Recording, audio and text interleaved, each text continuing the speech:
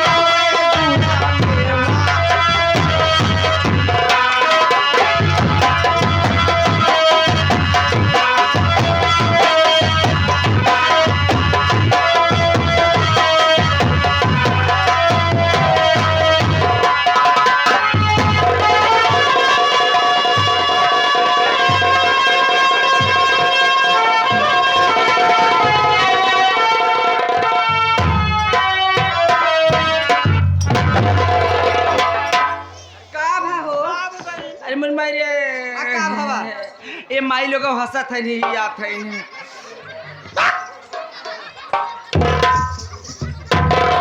क्या दीदी अरे का बहनी अरे का दीदी राना हंसत है। राजेंद्र ने दिगाड़ी देखे। अरे राम ए दीदी ये बुआ ना आई है न हो जैसे कहो चोनिहार सोरसठ आई न। ए दीदी हे दीदी बेटी मेरे को कुछ बोली क्या।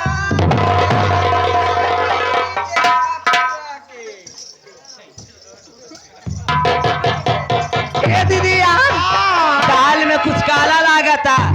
बुआ जवान लाई है इतना बड़ा सामान लिया हमारे धक्के से ठुकती ही हो हमारे पेटवई अलगाई के और का। ए बुआ बोला वहां चाहिए। अरे हरा बुआ का ले हमारे दीदी धसाए तू का चोकू बताओ माई का बिट्टी कैसन बात कहत हो। का चोकू हमारे इतना बड़ा जवान लिए बाटू।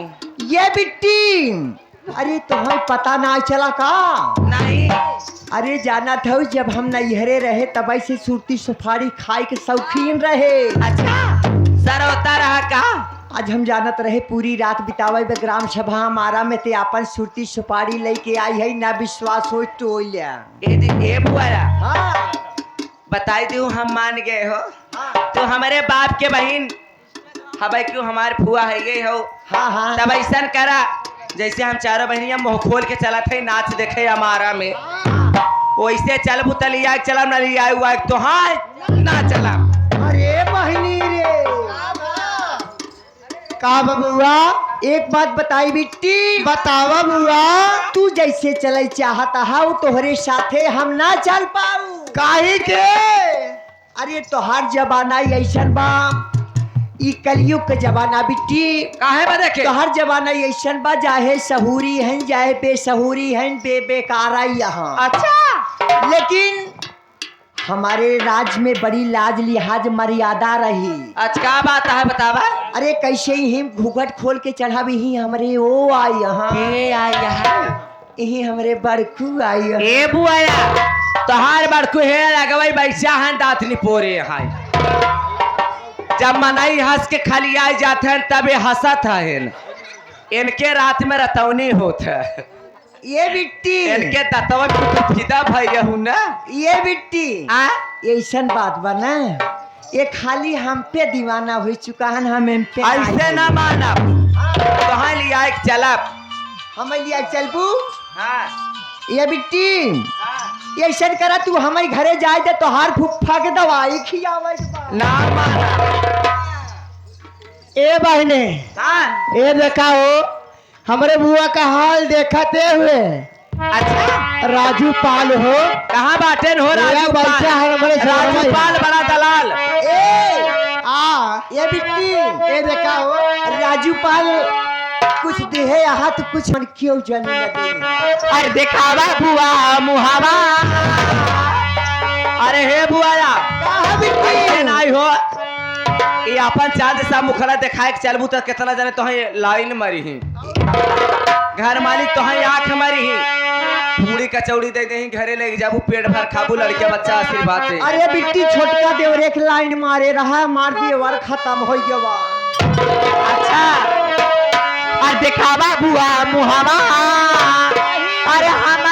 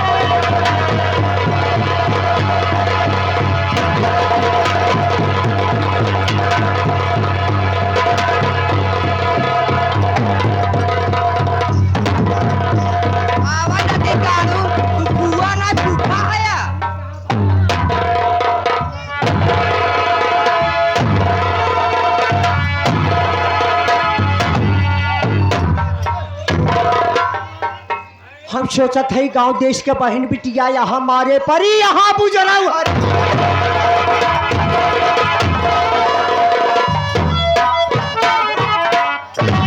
अरे हे मर्दो ना रे हे ओ हर गांव जाई बहन बिटिया बनाते हर गरिया जे बुझाऊ ई क्या हो रे? हैं एक बात बताई दे, का है करा ते पहचानत नहीं है का रे?